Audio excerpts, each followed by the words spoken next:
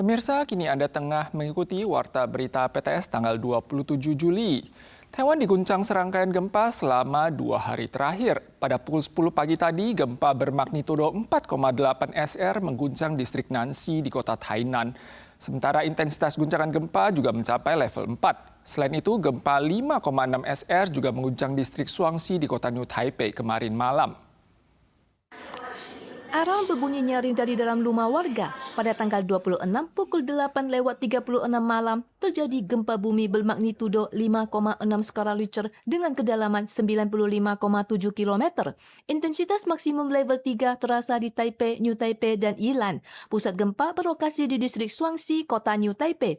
Administrasi Cuaca Pusat atau CWA memperkirakan gempa tersebut bukan disebabkan oleh sesar aktif, melainkan gempa zona subduksi.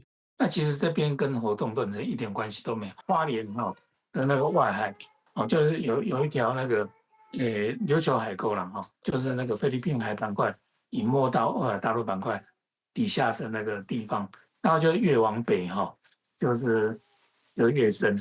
Pakar menjelaskan gempa zona subduksi ini terjadi akibat pergerakan lempeng laut Filipina. CWA mengimbau warga tetap waspada terhadap potensi gempa susulan magnitudo 4,5 hingga 5 dalam sepekan ke depan. Pada tanggal 27 pagi, wilayah selatan Taiwan juga diguncang gempa.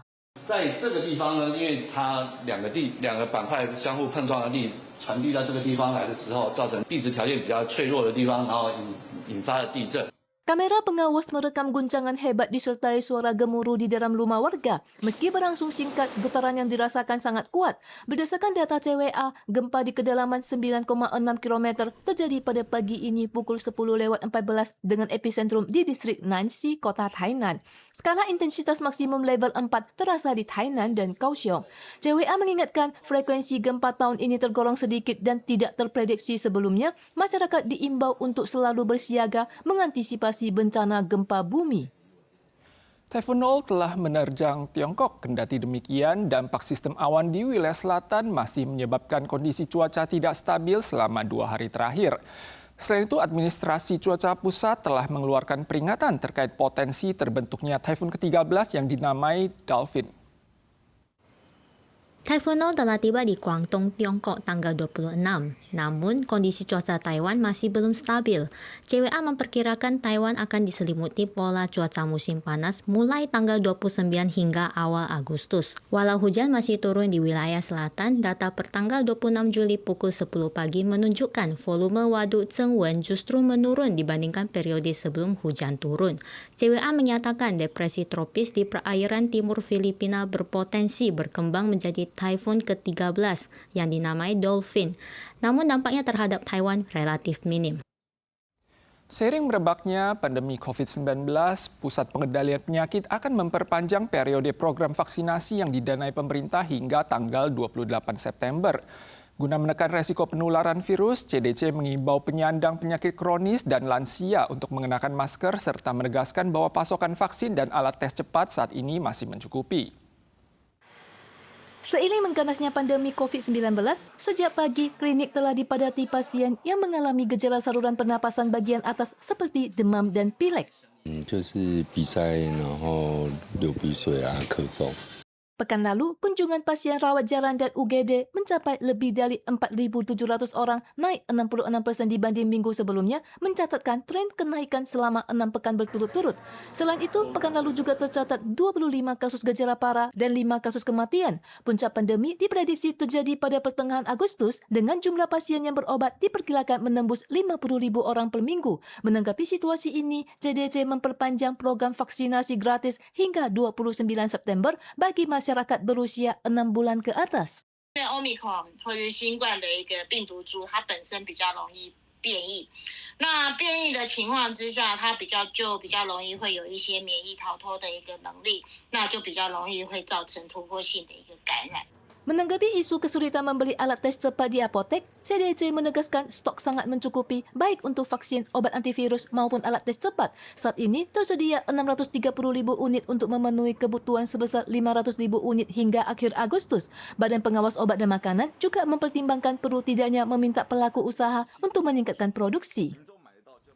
Insiden tawuran massal yang melibatkan PMA Vietnam terjadi di Thao Nguyen kemarin malam. Selain itu, aparat kepolisian Nan Tho baru-baru ini menahan 6 PMA kaburan asal Thailand dan Vietnam yang menggunakan senjata laras panjang untuk berburu kambing hutan selaku spesies yang dilindungi di Taiwan.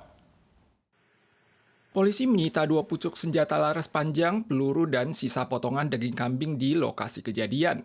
Pada akhir Juni, polisi melakukan penangkapan terhadap 6 PMA kaburan asal Thailand dan Vietnam yang melakukan perburuan dengan senjata api. Mengingat kambing hutan merupakan spesies langka yang dilindungi, polisi menegaskan bahwa perburuan satwa liar akan dijatuhi hukuman penjara selama 6 bulan hingga 5 tahun. Di sisi lain, aksi tawuran massal yang melibatkan PMA Vietnam terjadi di Thao Nguyen kemarin malam. Saat polisi tiba, para pelaku telah melarikan diri, menyisakan seorang PMA mabuk di lokasi kejadian. Investigasi awal menunjukkan oknum dari daerah lain berkumpul untuk meneguk miras. Usai berkelahi, mereka berlari menuju stasiun. Polisi sedang memeriksa rekaman CCTV untuk melacak keberadaan mereka. Konflik berkelanjutan di Timur Tengah terus berimbas terhadap harga minyak global. Harga minyak Brent pekan lalu menembus $100 Amerika per barrel untuk pertama kalinya sejak Mei tahun ini. Perusahaan CPC mengumumkan mulai tanggal 27, harga bensin naik $0,7 Taiwan per liter, sementara solar naik $0,5 per liter. Perusahaan Formosa Petrokimia juga ikut menaikkan harga BBM. Ketegangan di Timur Tengah mengancam jalur pelayaran di Selat Hormuz dan Bab el Mandeb memicu lonjakan harga minyak dunia. Jumat lalu, minyak mentah Brent ditutup pada harga $96,78 AS dan WTI mencapai $89,31 AS per barel. Keduanya melonjak 10% dalam sepekan. Bahkan, Brent sempat menembus $100 AS untuk pertama kalinya sejak Mei tahun ini. Alhasil, Taiwan mengumumkan kenaikan harga BBM mulai tanggal 27 memicu antrean warga di SPBU. 一直涨也没办法啊，对啊，因为国际油价就涨了，所以政府一直补贴也不是办法。 Perusahaan minyak CPC Taiwan mengumumkan kenaikan harga bensin dan solar masing-masing sebesar $0,7 dan $0,5 Taiwan mulai 27 Juli. Setelah penyesuaian, harga bensin RON 92 menjadi $30,5 Taiwan, RON 95 menjadi $32 Taiwan, dan solar super menjadi $29,3 Taiwan. Langkah ini disusul oleh perusahaan minyak Formosa Petrokimia. Kenaikan perdana CPC sejak April ini dipicu oleh memanasnya konflik di Timur Tengah dan Laut Merah. Ketegangan AS dan Iran mulai menunjukkan tanda-tanda mereda. Usai melancarkan serangan udara terhadap Iran selama 13 malam berturut-turut, Pentagon menghentikan operasinya Jumat lalu untuk memberi ruang negosiasi yang disambut serupa oleh Iran. Menjawab spekulasi bahwa penghentian ini dipicu oleh menipisnya stok amunisi militer AS, Presiden Donald Trump menegaskan bahwa pasokan militer AS sangat mencukupi untuk kebutuhan tempur. Pemirsa sekalian, sekian Warta Berita dari PTS. Kita ulas lagi di lain kesempatan. Sampai jumpa.